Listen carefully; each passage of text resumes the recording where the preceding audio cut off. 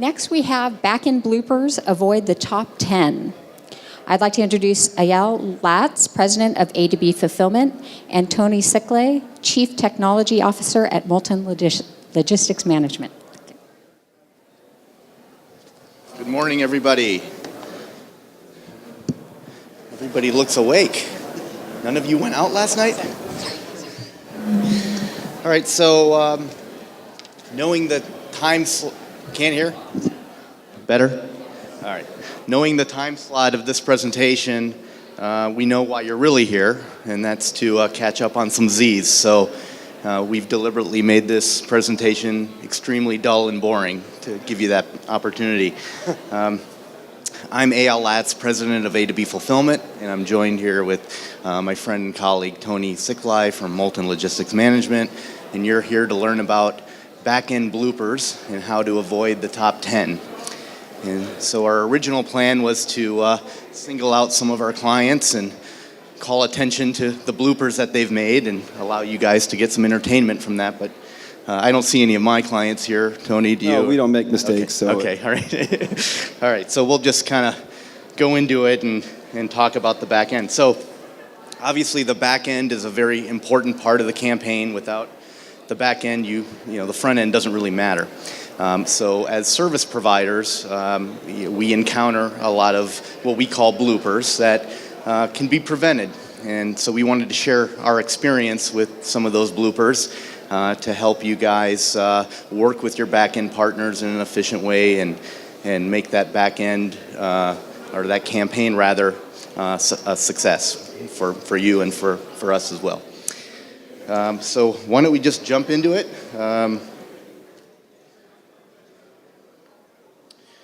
Tony, why don't we start with you?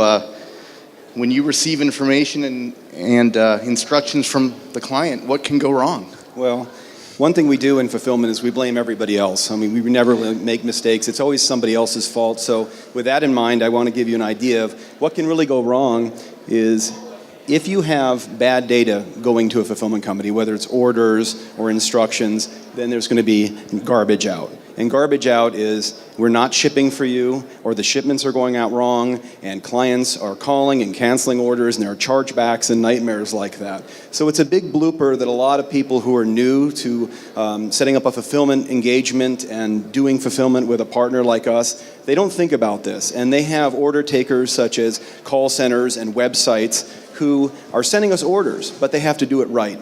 And they have to, for example, format to the file formats that we all work with or integrate with our web services and test those orders and test them in multiple scenarios. Because sometimes with different payment processor setups, whether you're load balancing merchant accounts or whether you're just trying to get coordinated on the same offer codes, those things can go really, really wrong. I have seen a lot of very big spikes in orders come in, and they're sending the wrong order that points to the wrong bill of materials, and the orders ship out wrong, and the consumers are irate.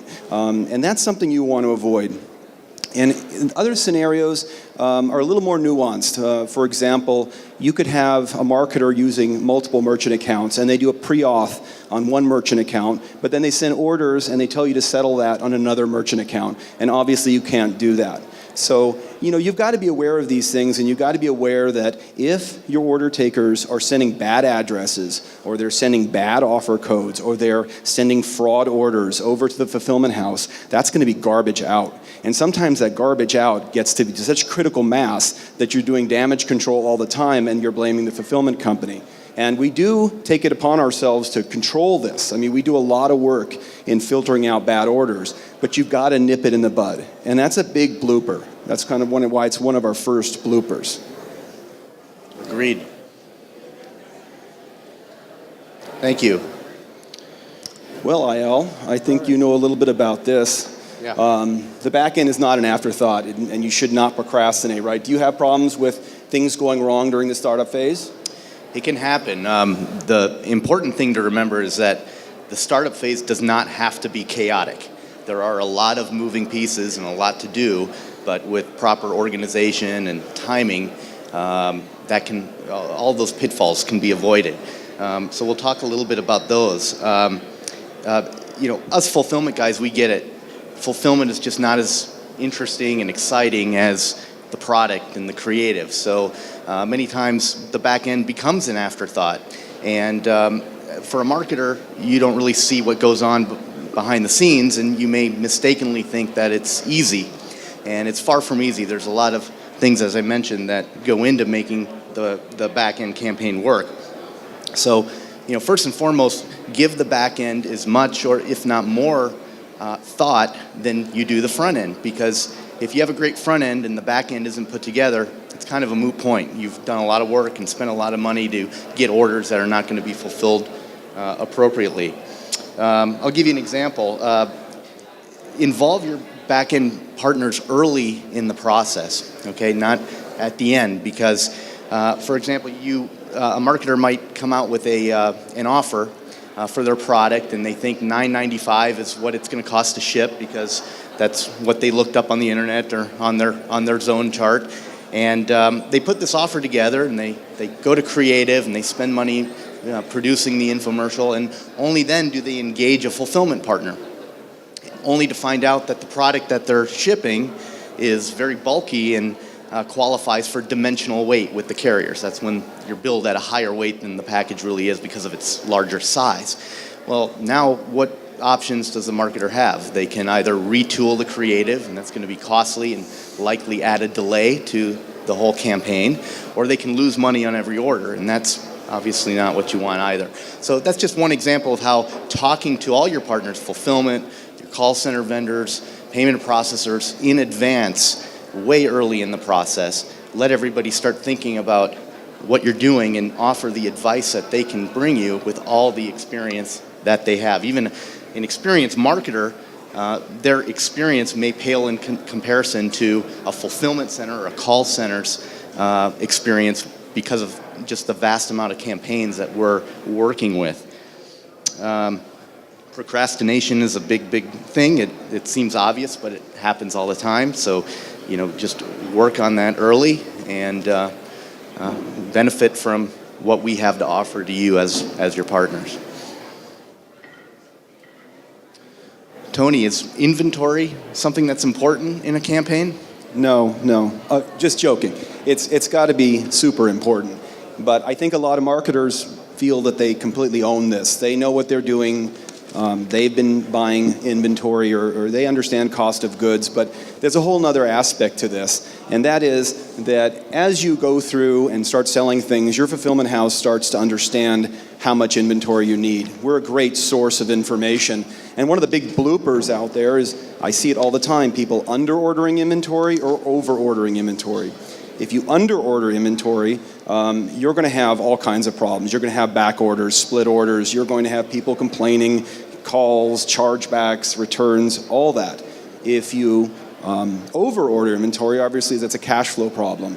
But you have, increased receiving, material handling, and storage charges. So it's ugly. It gets very ugly. And I've seen some campaigns almost completely crash because a junior person was delegated the task of buying inventory, did not work with the fulfillment company and say, hey, listen, how can I figure this out? How can I model this going forward so I don't, spend all of our cash on inventory? And I've seen them almost crash. So one thing we do is good fulfillment companies will work with you and provide systems that allow you to model your inventory. We'll plug in media, we'll plug in a lot of heuristic data, which means we learned from your data. And we learned how much continuity orders, what your drop-off rates are, how much you've been consuming, and we can kind of forecast going out through different months and seasons what you need. And that's a role that fulfillment houses are not always, assigned, but I think it's a huge one. And that's why we're kind of showcasing it as a big blooper. So forecast, or pay the price. Okay, so I'm sure you've had situations where you've had new clients and they don't know who needs to run the show, right? And they come in. So what can go wrong when there are too many, cooks in the kitchen with a new engagement? Or the Hydra has 9 heads, same thing, right? So every campaign needs a leader, and that leader can be you, it can be someone on your staff, or it can be a professional campaign manager that has done this before. The role of the leader really should not be your fulfillment center, your call center partner. It can be, not that we don't want it to be, but it's your campaign, and we want to follow what your intentions are. And for you or someone on your staff to take ownership of that and work with the partners to make sure that we're all reading from the same page. Give you an example, we recently had a campaign where the offer list came from the client. Fulfillment set up that offer list, SKUs, codes, etc. in our system. But we didn't know that the shopping cart vendor also was tasked with coding the shopping cart with the offers, but he used his own schema for order SKU codes. Okay? Then the inbound call center comes to us to get the offer code list. We give it to them as we had, and they suggest some very good ideas on how to tweak those offers, which they did with the client's permission. But the ball got dropped. Nobody told the other partners in the chain. So now we've literally got 3 partners using 3 different offer codes and definitions of those offers. So, I mean, things like that are just so easy to happen, but also very, very easy to prevent. So a campaign manager, a leader, someone who is designated to orchestrate and coordinate all the partners is very, very important. It'll just save a lot of headaches. In that example, we caught it in testing, but it threw a lot of a little wrench in the works, and it didn't need to be there. At the end of the day, we all want the same thing for the campaign to be successful, launch on time, and that's one way that we can do that. That you can help do that. Okay, this is a favorite one for both of us, I think, but the shopping cart, is that an important aspect of the DR campaign? Yeah, it totally is. And a lot of people here probably have talked to people about building websites and talked to media companies or web developers, and they believe that that's where the center of gravity is. Well, I'll tell you, the people who actually integrate with those shopping carts and have to deal with the sharp end of that is us, the fulfillment guys. And what I mean by that is not all shopping carts are created equal. Some of them are very complicated and they are not easy to integrate with. Some of them have proprietary software. That means that it's kind of closed off and they don't export data easily and in formats that don't always shake hands with us. And so when we tell people to choose your cart wisely, look at a variety of things. Look at the cost. Look at how much it's going to take to get somebody to develop the features you want, but also look at, is that thing going to talk to my fulfillment company? Does it think in terms of SKUs? Like some of these shopping carts are very SKU-centric because they've been dealing with electronic retailing in the classic sense. We're a very offer-driven world. We're a world where lots of offers means a lot of changes, and these things do not deal with change very well. And some of them really don't speak well with web services. We do a lot of web services in our fulfillment company. And sometimes you'll have a shopping cart and an integrator who doesn't know how to talk to a web service and actually slows down the website because it's waiting for a response from a web service because they didn't engineer it correctly. And so, there are all kinds of shopping carts. Some are priced really well. I worry about the ones that are priced too well. They're so cheap. There's got to be a catch. They're getting you in there and they're going to hit you with something and they're going to make you use programmers to do anything you want to do. This slows down your fulfillment. This slows down the ability for us to create a frictionless, streamlined operation that can just ship your packages, get your orders and ship your packages. So believe it or not, it's good to avoid bloopers by talking to your fulfillment company about what shopping carts they think are really great. Who are the leaders using? How much cost is involved and what kind of problems have they had? It's a really wise thing to do. Well put. Doing questions now? Sure.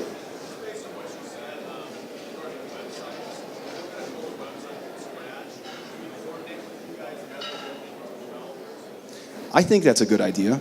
I think that you have developers, some of them are really good with a certain shopping cart, some are new to it. And sometimes the shopping carts don't even talk well to the content management system you're using for your graphics or everything else. So, talking to a fulfillment company, we can tell you, okay, here's the integration methods you should use. And that actually works its way upstream to your developers. And they have a little bit more idea on how to deal with things like web services for inventory availability, for, let's say, shipping methods. There's all kinds of neat ways to integrate with a fulfillment company. So that's a really good idea.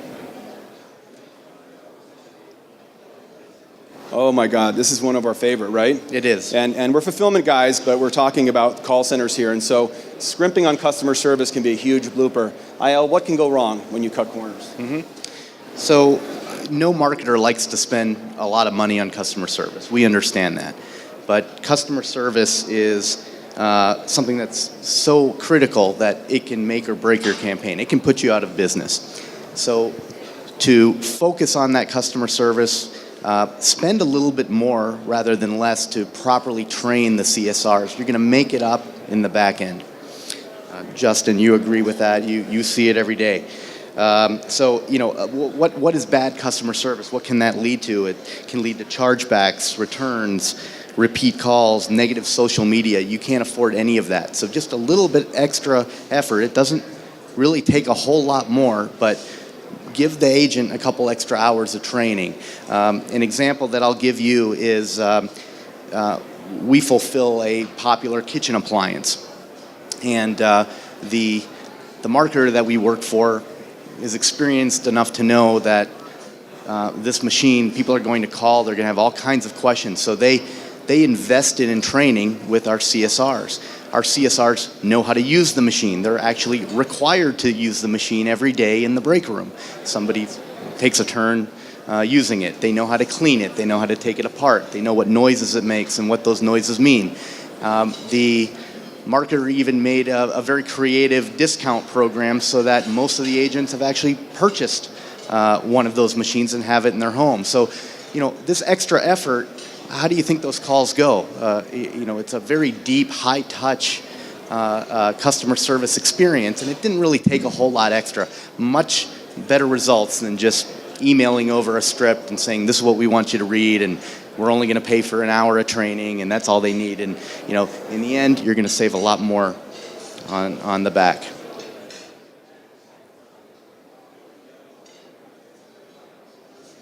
Freight. Tony, freight is obviously part of fulfillment. This is a huge blooper. This is the mega blooper. This is the whale of all bloopers, so everyone's paying attention. I was even sleeping earlier, so I want you guys to come into this one. Because freight is a huge cost, and it's up there, obviously, with your cost of goods and your media. And a lot of marketers get savvy, and they negotiate freight rates, and they think they've got great freight rates. Well, they don't always know what they've got, and really what their costs are at the end of the day. For example, you can get a great freight rate, let's say in a zone that you have a lot of shipping in, but then you look at another zone, and surprise, you have a bad freight rate. That's called blended rates. But the real subterranean, one that whacks you is accessorial charges. And those are charges that, there's a whole bunch of them. They're, rural versus, normal, commercial versus residential. There's address fixes that the carrier has to do. There are fuel surcharges. There's all these things that come out of the woodwork, if it's undeliverable or not, that add to your freight costs. So you look at your freight rates and you do your pro formas based on your initial freight rates, and then all of a sudden you find out, oh my God, I'm spending twice the amount that I thought on freight. And the way to avoid that blooper is to work with a fulfillment company like us who know how to reduce those accessorial charges and maximize the cost of shipping to different zones. And there's a lot of different things to look at. I mean, Ayal mentioned earlier that you can mess up the weight of your package. Well, if you design a fancy new box and that tips the scales and you go into another freight range, all of a sudden you're spending more and you didn't know it. You have a creative designer who did that, and now you're spending more on freight. Or you have a dimensional charge that's just too big. Another thing is, you have freight and you have fulfillment companies who understand it differently than other fulfillment companies. Some fulfillment companies have multiple fulfillment locations where they can optimize your shipping, and they can design systems or programs for you where you ship what you need to ship when you need to ship it and save money. So for example, if you have multiple locations and you need to ship let's say you're in California, you need to ship a package to California, you don't have to use an expensive shipping method to get it there sooner. And therefore, you can keep your customer service costs down. And so the whole idea with basically freight optimization is to make sure you get it there as quickly as possible with the best possible price while making sure that you don't generate calls and chargebacks and all the other problems that come with shipping things too late. And I think a lot of really good marketers have realized that if you ship things as quickly as possible, right? You're a big believer in that? As soon as you can, you're going to have less customer service calls, less costs. But the art of shipping and the art of keeping your freight costs down is understanding how to ship to different zones and when you need to ship and with what services. So overall, your costs are lower, and how to reduce those accessorial charges. I mean, no one wants to be told, oh, by the way, you had an oversized box, you didn't know that, or it was rural, and we had to charge you more. All these surprises. Nobody wants surprises in this industry because it's all numbers driven, and so you need to work with a partner that can help you crush that down. Yes. So in the old days,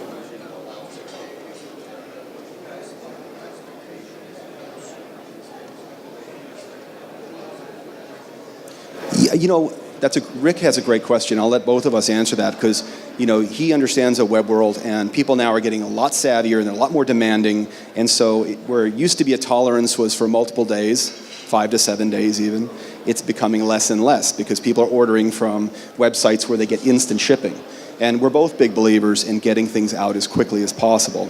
So, the idea is to ship as quickly as you can to get it there within a few days. Now, in my example earlier, in some cases, if your warehouse is right next door to the consumer, you can ship the next day. If you're shipping all the way across the country, it's going to take several days. And so, the idea really is to do it as quickly as possible now. There is no time. The consumer wants it yesterday. So,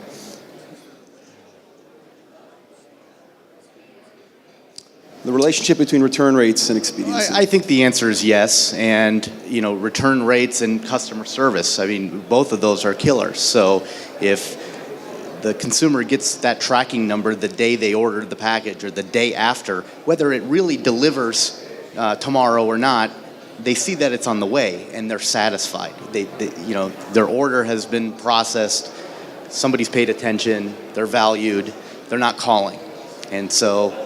They call, it costs you money. They return, it costs you money, which happens to be our next category. Did you? Yeah, you're a genius. Yeah.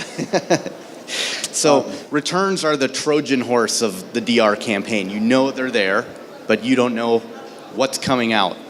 Okay, so you have to really look at returns and pay attention to what's causing them. Why are they coming back? Do you have high buyer's remorse? Is it disappointment in the packaging when it arrives? Just, for example, think about what it would cost, what the effects would be of spending 20 cents extra to upgrade that bubble mailer to a pretty white box. Okay, the bubble mailer, how's that going to look by the time it arrives? We see them coming back from returns. They don't look good. They're black, they're crushed, they're torn. Spending that extra 20 cents might completely change your return rate because the customer is much happier with what they've purchased. We give a lot of attention to the returns process. There's a lot of ways both to avoid them, but also to make the best of a bad situation when all attempts to save the sale and curb that return fail. One way to do that is to offer a return process that's convenient for the consumer. And why do you want to do that? We're not talking about encouraging the return, but we're talking about the customer is going to return. Do you want them to go on social media and say, hey, they're making me jump through so many hoops, don't ever buy this product, call BBB, et cetera? No, you want to give them a process that works for them, but there's a more benefit for you as well. You can actually make money on a return.